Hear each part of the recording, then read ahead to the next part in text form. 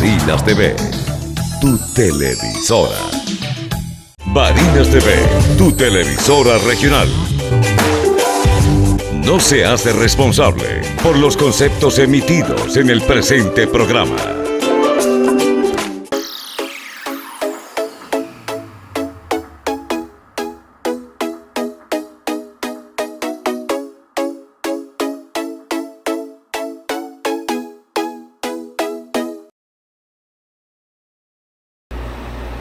Hola, muy buenas tardes, pueblo de Barinas, bienvenidos en esta transmisión, esta tarde bendecida, llena de mucha buena vibra, de energías positivas, de salud, de vida. En esta oportunidad, en Dialogando con el doctor Henry Mora, en Cita con la Salud, nos acompaña una de las doctoras que había sido invitada desde hace un tiempo y que estaba pendiente la entrevista, que por múltiples razones no habíamos podido concretarla. La doctora Indira Díaz es cirujano especialista en cirugía general y con estudios o fellow en mastología. Muy buenas tardes, doctora. Bienvenida al programa. Buenas tardes, Henry. Gracias por la invitación.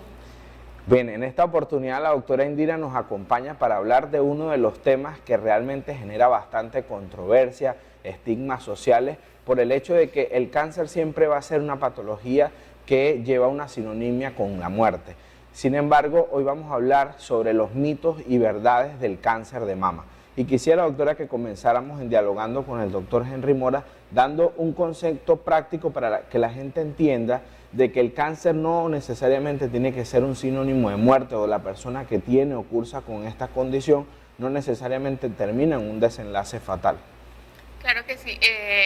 El cáncer, pues, en algunos casos es prevenible, modificando el estilo de vida de cada uno de nosotros. ¿Qué pasa? Que no acudimos a consultas regulares, en este caso que nos toca hablar de cáncer de mama. Las pacientes no se hacen revisión periódica, no van a pesquisas, no se hacen mamografías después de los 35 años. Lamentablemente las pacientes acuden a la consulta después de tocar un bulto.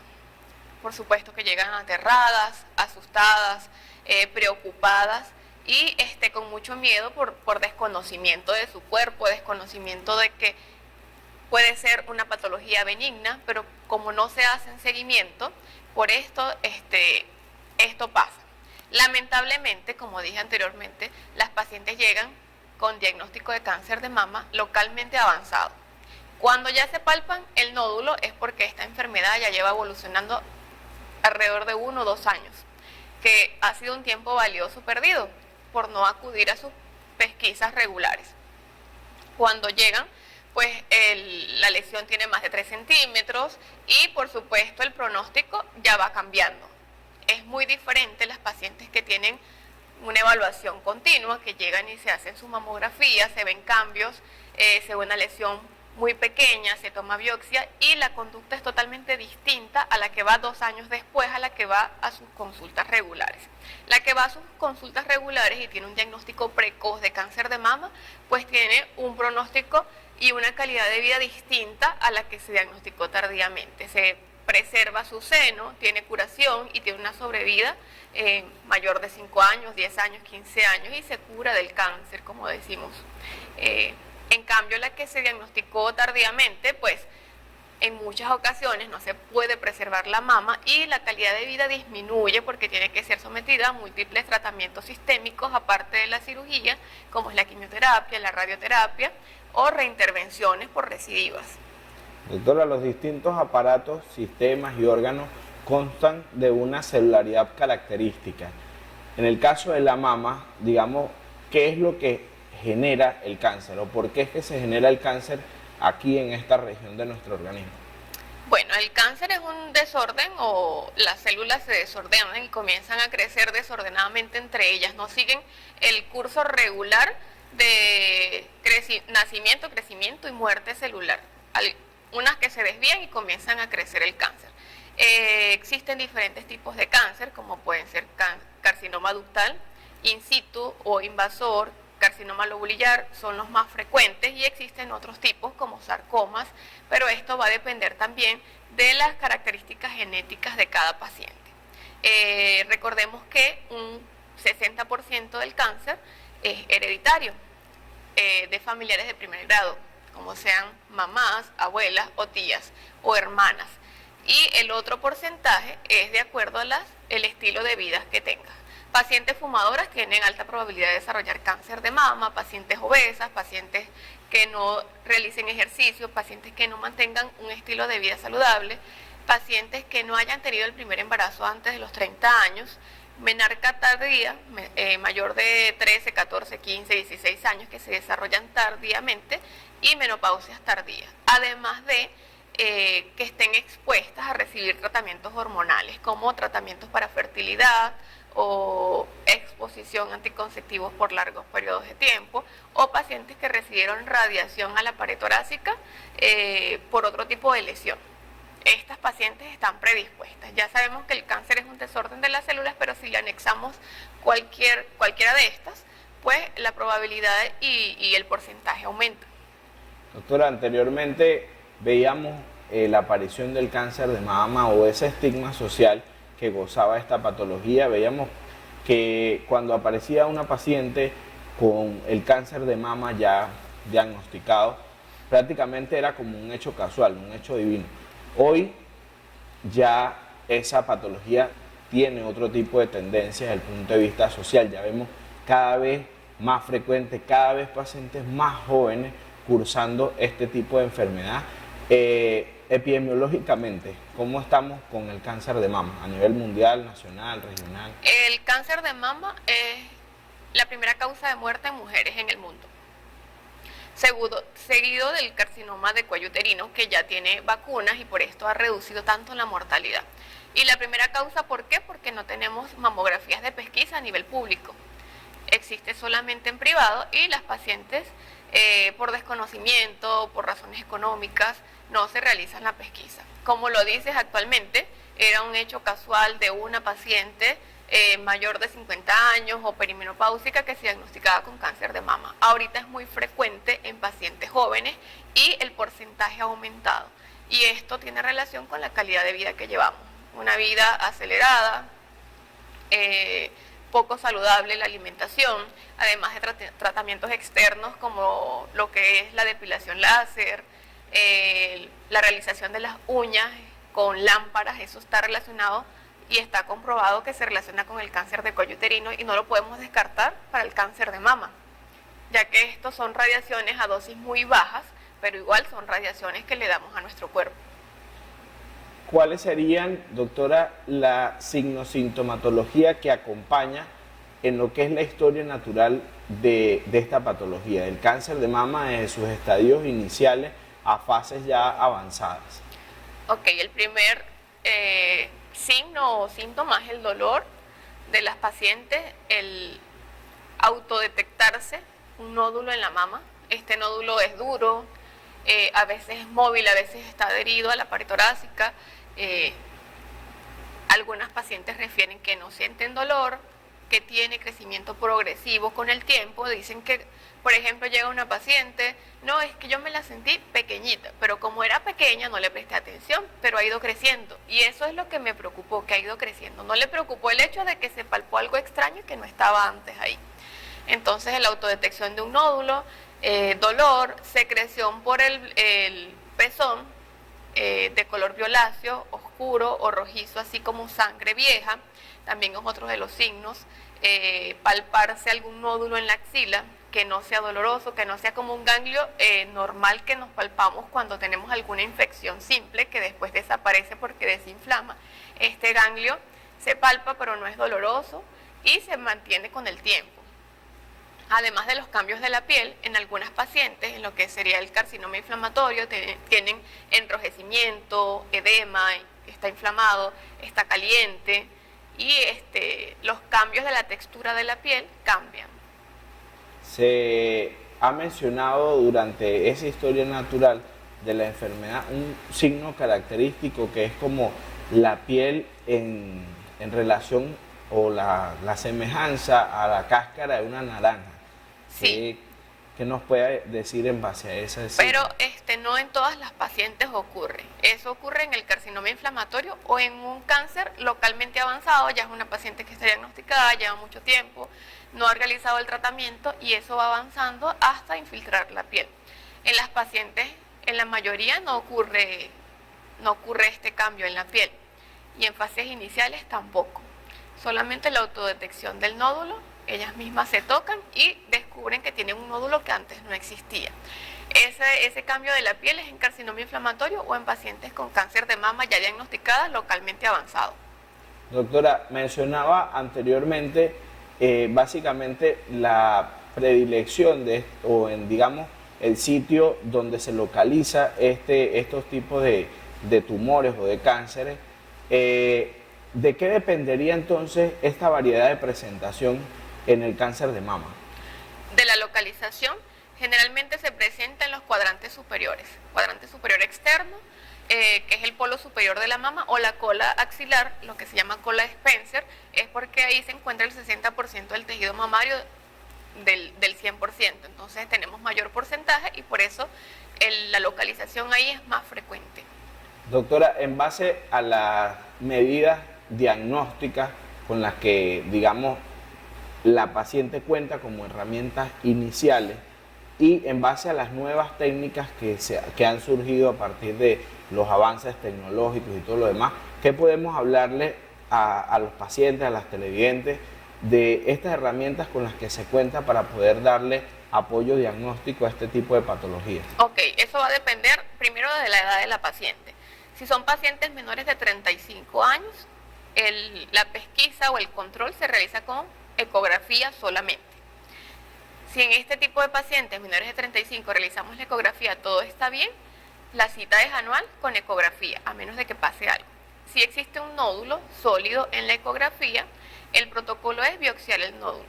Si la biopsia sale positiva para malignidad, ahí ya tiene criterios para realizar mamografía, pero en pacientes que no tengan patologías o que tengan patologías benignas, el esquema es ecografía mamaria. Después de los 35 años se acompaña la ecografía con la mamografía, que es el método diagnóstico de elección y el número 1 para el diagnóstico de cáncer de mama, y la ecografía aquí sería complementaria, porque pacientes con mamas densas, la ecografía es una herramienta muy buena para terminar de estudiar la mama completamente.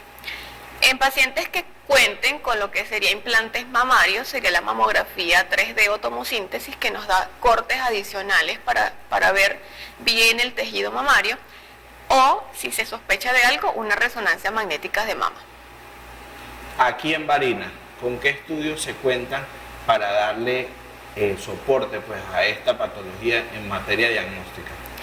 Diagnóstico, ecografía y mamografía. Actualmente se cuenta con mamografía digital en el estado de Barinas, que es la de elección, ya que la imagen es mucho más nítida y nos permite ver con exactitud todo lo que queremos ver en la mama. Ya los mamógrafos analógicos ya están en el pasado porque la imagen es de muy baja calidad y se ocultaban lesiones detrás de esa imagen que no era al 100% lo que queríamos ver.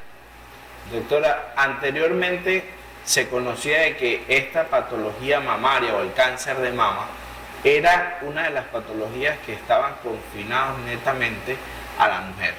Hoy por hoy se sabe que han surgido estudios y se han estudiado diversos casos de cáncer de mama en el hombre. ¿Qué pudiésemos aportarle a la población, a los televidentes que nos escuchan? Sí, en el hombre existe el diagnóstico de cáncer de mama. Claro que es un porcentaje muy pequeño en comparación con el de las mujeres, pero sí existe, porque en relación a la anatomía, en los hombres existen ductos mamarios y ahí pueden desordenarse las células y crecer un carcinoma ductal.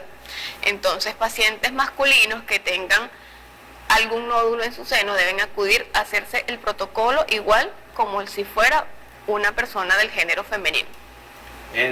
En base a los grados, digamos, de benignidad, malignidad, de agresividad del cáncer, ¿en qué variedad de presentación podemos encontrar esa presentación más agresiva del cáncer?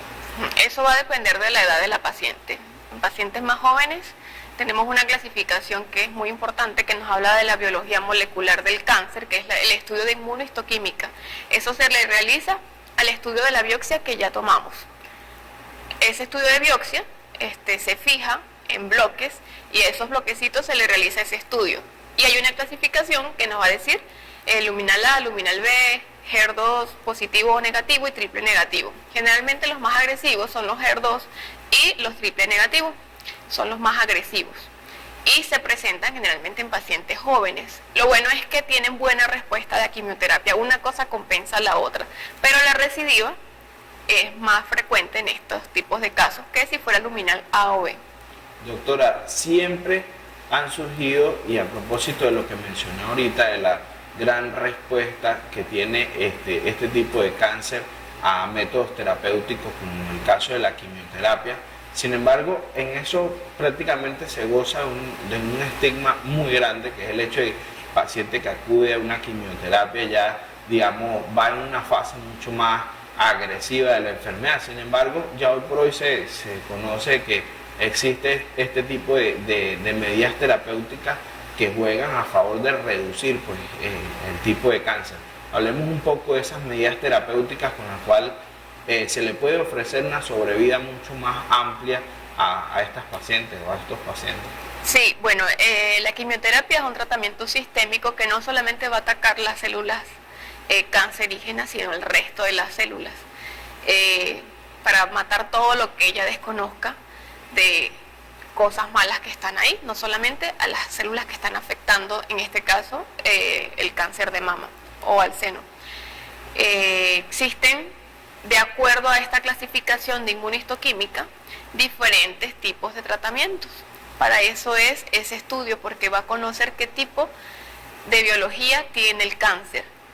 Ahora el tratamiento es más específico por esto, no es una receta de cocina de que se le indica el mismo tipo de quimioterapia a todas las pacientes. No, de acuerdo a este resultado, tu quimioterapia va a ser este esquema, o este esquema, o este esquema.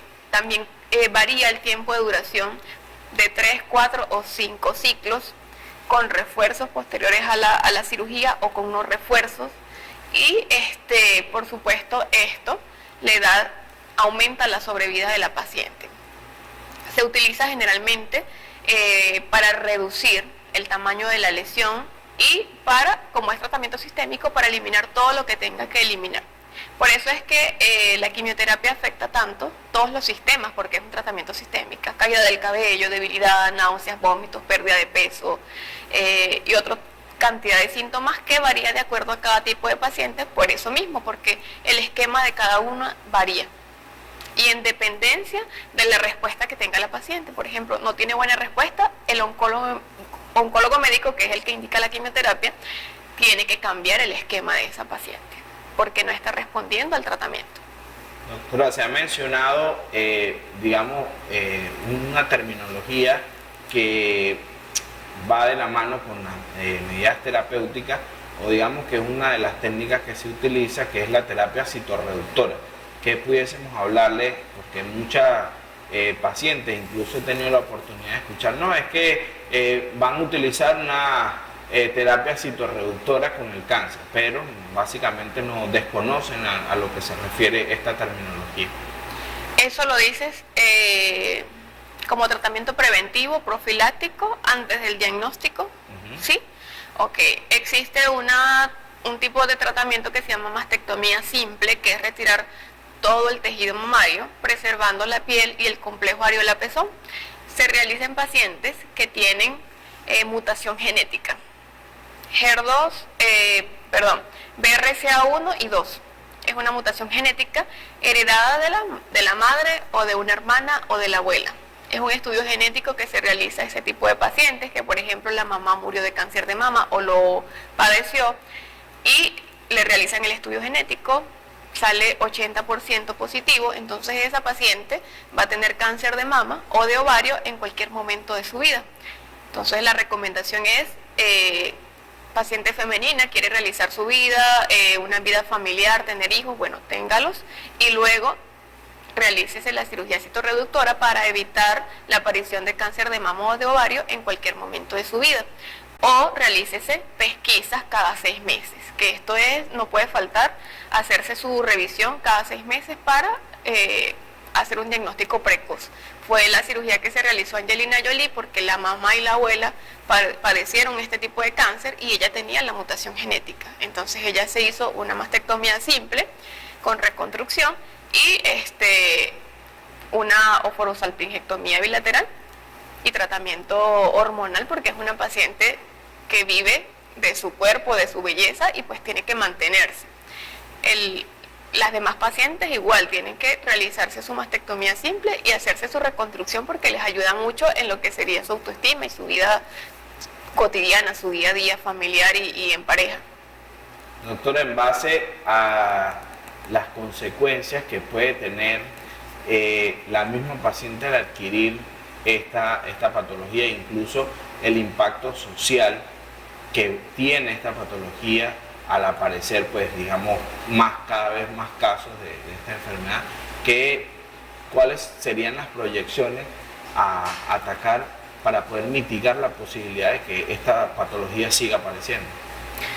Ok, va a seguir apareciendo porque primero somos mujeres, tenemos senos, tenemos factores externos que nos atacan prácticamente y a pesar de que mantengamos una calidad de vida saludable, el cáncer digamos que es una lotería, por así decirlo, porque existen pacientes que no tienen ningún factor de riesgo familiar, ningún factor de riesgo de radioterapia externa, tienen una buena calidad de vida y aún así aparece.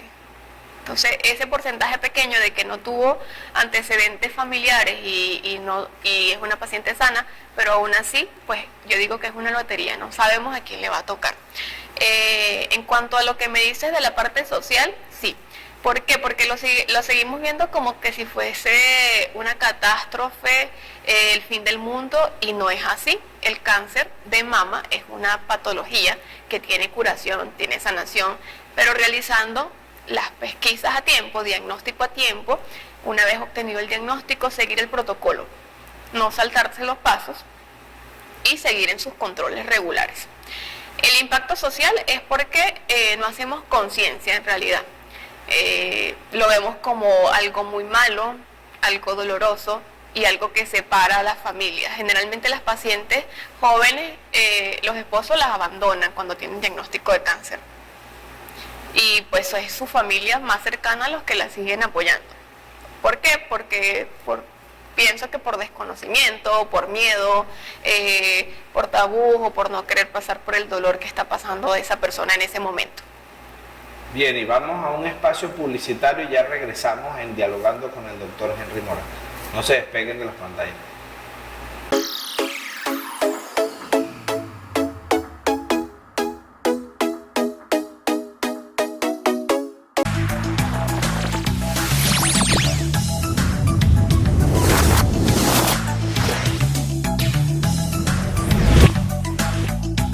Barinas TV, tu televisora.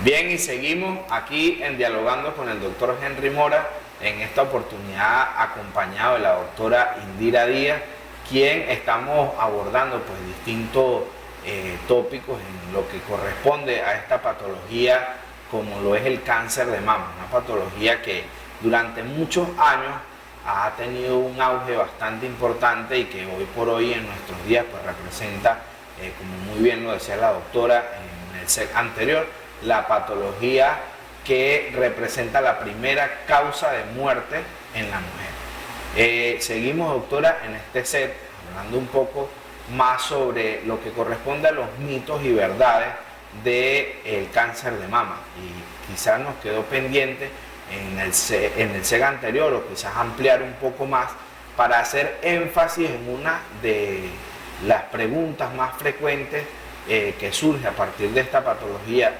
¿Es el cáncer de mama prevenible? ¿Es el cáncer de mama o se pudiese apostar a que una de las medidas orientadas a mitigar esta enfermedad debe ir dirigido a la medicina preventiva?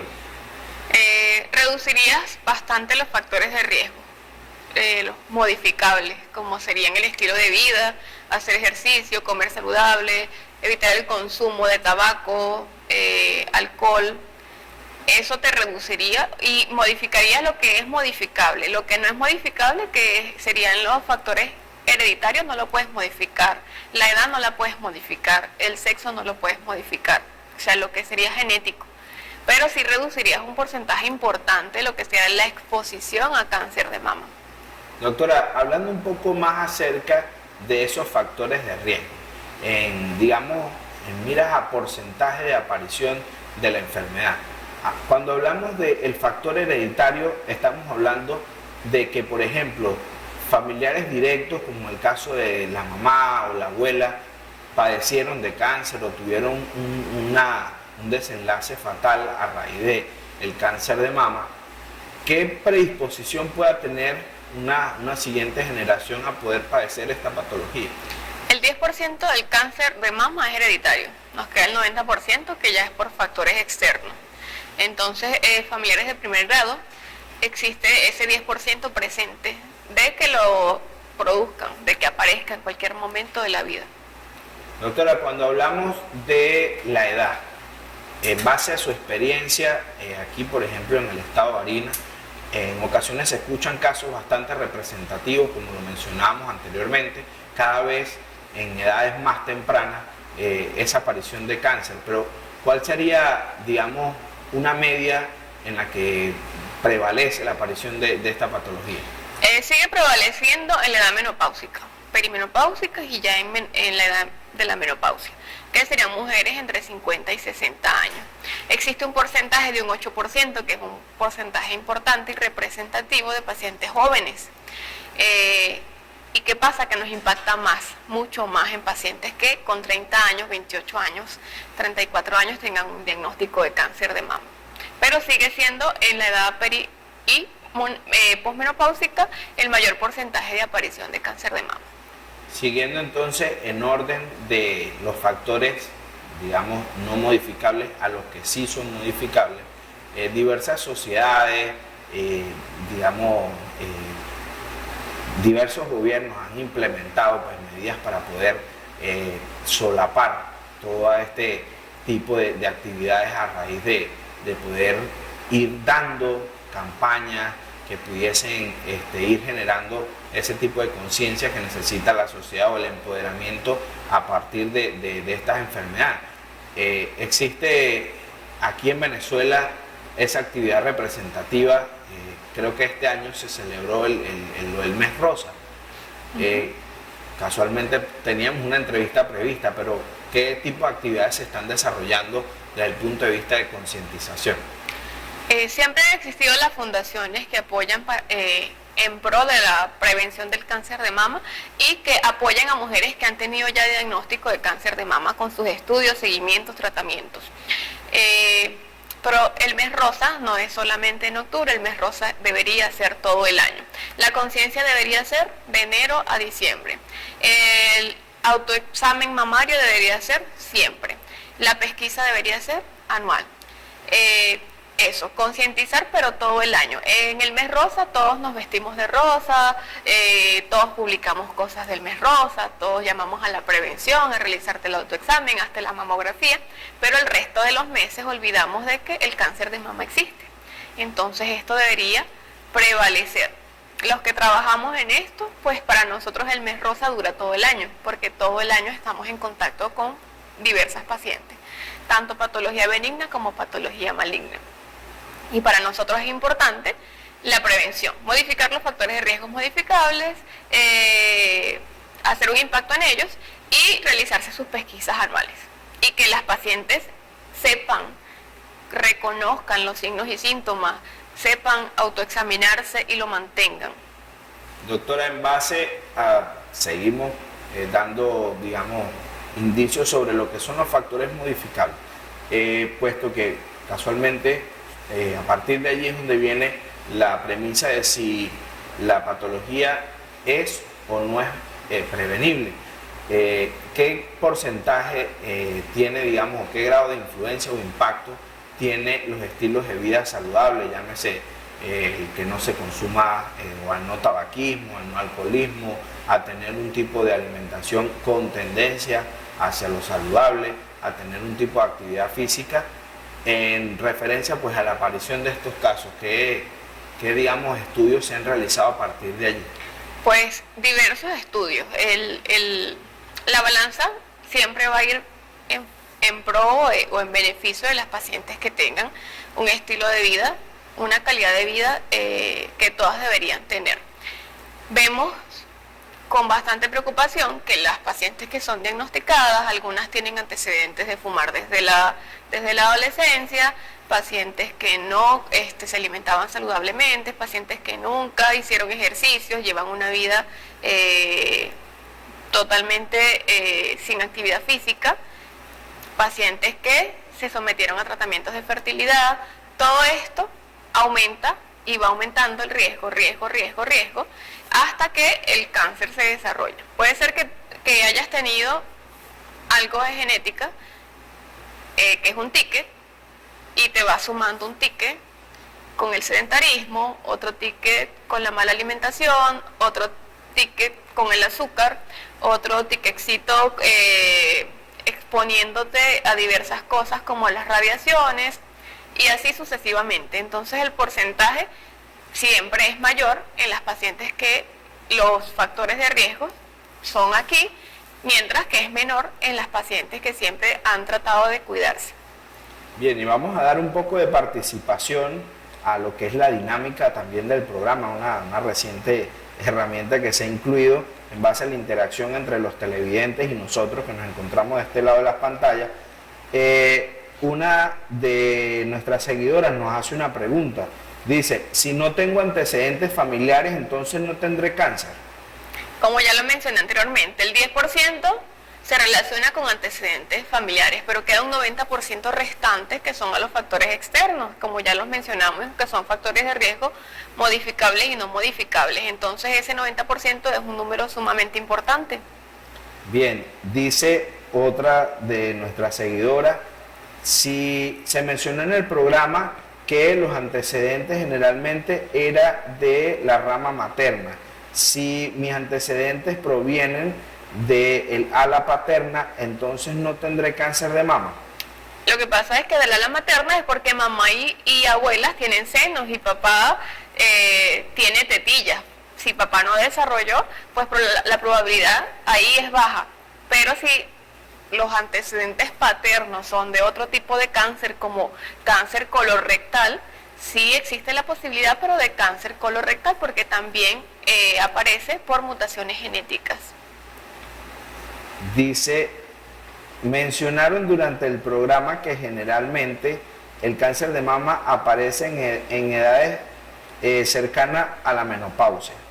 Entonces, el cáncer de mama no se da en otras edades que no sean la menopausia. También lo mencionamos, que es más frecuente en las pacientes perimenopáusicas o menopáusicas o posterior a la menopausia. El porcentaje de mayor diagnóstico, prevalencia en estas edades, pero no se descarta en el resto de las edades. Ya dije que un 8% de las pacientes jóvenes está presentando cáncer de mama. Bien, nos dice otra de las televidentes, una pregunta para la doctora Indira. ¿No se puede hacer nada para evitar la enfermedad? La doctora lo ha mencionado, se puede hacer mucho y se ha categorizado, digamos, a la enfermedad desde el punto de vista de factores de riesgo como prevenible. Ajá, más adelante nos dice, se pudiesen ampliar un poco más sobre las medidas preventivas en base a la alimentación. La alimentación es una alimentación balanceada. Balanceada no es restringirte de todas las cosas como las pacientes piensan que hacer dieta es dejar de comer y solamente tomar agua y comer lechuga. No, la alimentación balanceada es que todos los días tu plato tenga una porción de proteína, una porción de carbohidratos y vegetales en las porciones que quieras. Si quieres una taza de vegetales, ensaladas verdes, la puedes consumir. Eso es lo que deberíamos hacer todos los días. Es importante reducir el azúcar, que está relacionado con cualquier tipo de cáncer.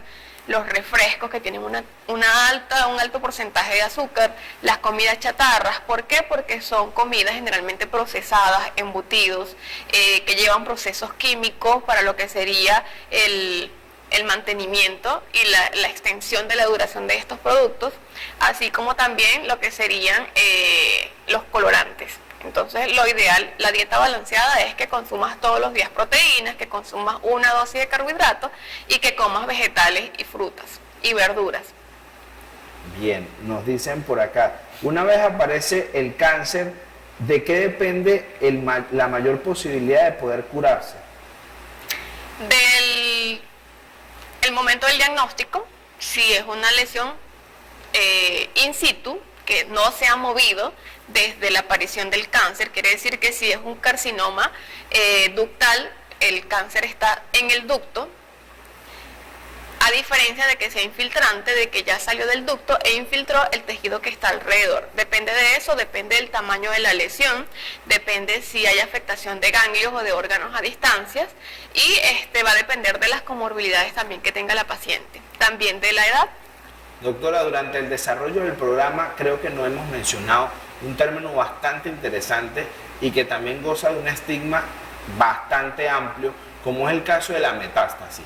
Cuando ya hay un cáncer, digamos, categorizado con metástasis, ese término metástasis, ¿a qué hace relación? Para que los televidentes mantengan una información concisa sobre ese término.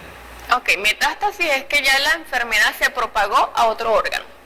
Generalmente el cáncer de mama, al primer órgano que afecta o hacia dónde se va es hacia la axila, que es donde drena el contenido de la mama, que es el drenaje linfático natural que todos tenemos ganglios a nivel de la axila. Entonces los primeros afectados son esos ganglios, que a veces cuando hay una enfermedad oculta en la mama son los ganglios de la axila los que nos avisan o los que ponen la alerta, véanme, estoy aquí. Entonces es la propagación de la enfermedad a otro sitio, principalmente la axila, y dependiendo del tipo, según la clasificación, hay afectación a huesos, afectación a pulmones, afectación a hígado, va a depender de la clasificación que tenga cada paciente. No en todas las pacientes ocurren las metástasis, en las pacientes que se realiza diagnóstico precoz, se hace el protocolo adecuado, se hace el tratamiento indicado, las pacientes no llegan hasta allá. Incluso algunas no llegan ni siquiera a afectación de lo que serían los ganglios de la axila. Bien, seguimos aquí y nos dice otra de nuestras seguidoras, ¿tener los pechos pequeños hace ser menos propenso al cáncer de mama? No. Pechos pequeños son pechos, siguen siendo senos, siguen siendo mamas y sigue existiendo tejido mamario en él. No porque tengas los senos grandes tengas mayor porcentaje de tener cáncer de mama o porque tengas los senos pequeños, eso no tiene nada que ver. Bien, aquí hay otra pregunta interesante, ya que hoy por hoy se goza de ese boom de las cirugías estéticas y reconstructivas, como es el caso de si tengo implantes mamarios, ¿eso me hace tener más posibilidad de desarrollar cáncer en algún momento de la vida? El tema con los implantes es que existe un tipo de cáncer que está asociado a los implantes texturizados, que es el linfoma de mama. Entonces sí existe posibilidad, dependiendo del tipo de implantes que tenga la paciente, el tiempo, los implantes no son eternos, y el seguimiento que se haga. Tiene que hacer seguimiento como una paciente normal, regular. Generalmente en algún momento de la trayectoria profesional le ha tocado digamos, aproximarse a una paciente con algún tipo de implantes a base de biopolímero. Pues sí, en algún momento he visto imágenes, la paciente acude por dolor y en las imágenes aparecieron las características de lo que sería biopolímeros. Bueno, actualmente se abusa mucho de la cirugía estética y entonces las consecuencias existen. Bien, dice otra de nuestras seguidoras, si no hay síntomas, entonces no debo preocuparme. Como les mencioné al principio, las pacientes cuando acuden es porque eso ha avanzado 2 años aproximadamente para que se palpen un nódulo. Entonces, no es porque no tenga síntomas, no voy a ir. La pesquisa es anual. ¿Por qué? Porque cuando está iniciando, eso es algo microscópico que no lo vas a tocar, que no lo vas a sentir, que solamente por las imágenes los podemos identificar. Entonces, la prevención y el pronóstico de cada paciente es con diagnóstico precoz. ¿Cómo haces el diagnóstico precoz? Acudiendo regularmente a tu consulta. Una vez al año es como ir al ginecólogo. Fui al ginecólogo, ahora me toca ir a mi mastólogo, voy a ver cómo está la salud de mis senos, porque es tan importante como tu cuello uterino, como tu endometrio, como tus ovarios, y porque es algo que impacta mucho en la salud de las pacientes. Digamos, desde el punto de vista de la salud mental, ¿qué relación existe en la aparición del cáncer de mama con el desarrollo de, digamos, alteraciones desde el punto de vista emocional en la paciente? Por supuesto que a todas las afecta. Decirle a una paciente o a cualquier persona que tiene cáncer es un impacto psicológico y total en todo lo que sería su entorno. Es normal que las pacientes que tengan el diagnóstico de cáncer de mama es un duelo, y el duelo tiene etapas hasta llegar a la última etapa, que es la aceptación. Las pacientes deben de contar con un buen médico que no solamente les ayude a seguir un protocolo científico, también tienen que tener un médico que tenga la parte humana de saber decirles lo que tienen, saber explicar los pasos a seguir y saber decirles que es un proceso y que lo vas a pasar. Entonces, no es lo mismo decirte, tienes cáncer y si no haces esto, te va a pasar esto, a decirle, el diagnóstico es cáncer de mama. Esto es algo que tiene solución. Vamos a hacer los pasos a seguir, vamos a seguir el protocolo, vas a cumplir el tratamiento y te vas a curar. Pero si haces todo como lo tienes que hacer. Si tienes que llorar, lloras, hablas con tu familia y el apoyo es fundamental. Y las pacientes que tienen este apoyo, siguen el protocolo, que se les habla bien, pero siguiendo la ciencia, sin olvidar la parte humana, las pacientes tienen buenos resultados, porque es algo que es impactante, impacta al paciente, impacta al vecino, impacta a la familia, impacta a los compañeros de trabajo, pero pues, como lo dije, es un proceso y no es algo definitivo. Aquí hay una pregunta bastante interesante. Dice, la doctora Indira es una de las pocas mastólogos que hay aquí en el estado de Barinas. ¿Puede transmitirnos en qué parte podemos ubicarla? No sé, ¿lo puedo? Sí. Ok, mi consultorio está en el Hotel Bristol. Las personas piensan que ahí no hay locales comerciales, pero sí existen. En la planta baja, en el consultorio número 6. Yo trabajo todos los días previa cita. ¿Por qué previa cita? Porque hay días en los que tengo otras responsabilidades, como por ejemplo quirófano, que a veces entramos a una hora pero no sabemos a qué hora salimos, o tengo una consulta también en el hospital que atiendo todos los lunes, entonces los lunes en la mañana generalmente no me comprometo porque tengo la responsabilidad de las pacientes del hospital, que es una vez a la semana. Entonces, previa cita, ¿por qué? Porque acordamos el día, la hora, para que no me esperen, ni yo tampoco esperar tanto, porque el tiempo es oro. Entonces no nos damos cuenta de que el tiempo es tan adorado hasta que no somos adultos y tenemos tantas responsabilidades, y todos las tenemos, aunque no lo parezca. Bien, y casi siempre acostumbro a terminar las entrevistas haciendo una pregunta un poco más personal. ¿Quién es la doctora Indira Díaz lejos del ejercicio profesional? Bueno, soy una persona normal, un ser humano normal que tiene problemas, que tiene frustraciones, que vive en Venezuela, que los apagones también le afectan, que también tiene miedos, que también tiene inseguridades, pero que también tiene ganas de salir adelante, como muchos venezolanos que día a día apostamos por este país, ¿no? Y queremos hacer lo mejor posible en lo que estamos haciendo. No importa lo que seas, pero hazlo bien. Puede ser que seas la persona que cuida las flores de aquí, de esta empresa, pero lo haces al 100%. Entonces, eso es admirable. Entonces, todos tenemos que dar lo mejor de nosotros todos los días. Puede ser que hoy no, porque no somos perfectos. Todos los días, todas las personas tenemos nuestros problemas, nuestros miedos, nuestras inseguridades, pero también nuestras fortalezas y nuestras cosas buenas. Entonces, soy una persona como todos, que se levanta todos los días a trabajar, que va y hace ejercicio y a veces tiene pereza y no va. Eso sí, soy. Bueno, y entonces, con esto, quizás se rompe el paradigma de que quizás muchas personas creen que quienes estamos de este lado, digamos, en la grandísima responsabilidad de llevar a cabo, digamos, mantener ese proceso salud-enfermedad. Somos personas quizás como superhéroes, o que no nos enfermamos, o que no tenemos vida social. Como dice la doctora, somos personas totalmente normales. Bueno, y agradezco a todos nuestros seguidores por estar con nosotros a través de las pantallas de Barinas TV, gracias a la producción del programa, y nos vemos hasta una siguiente oportunidad, y como siempre acostumbro a despedirme de todos ustedes sin miedo al éxito.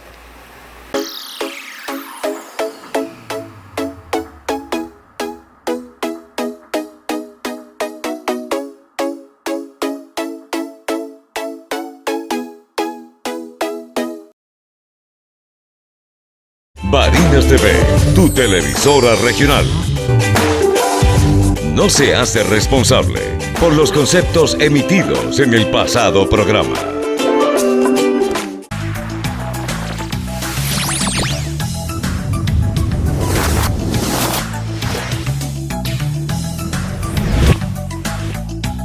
Barinas TV, tu televisora.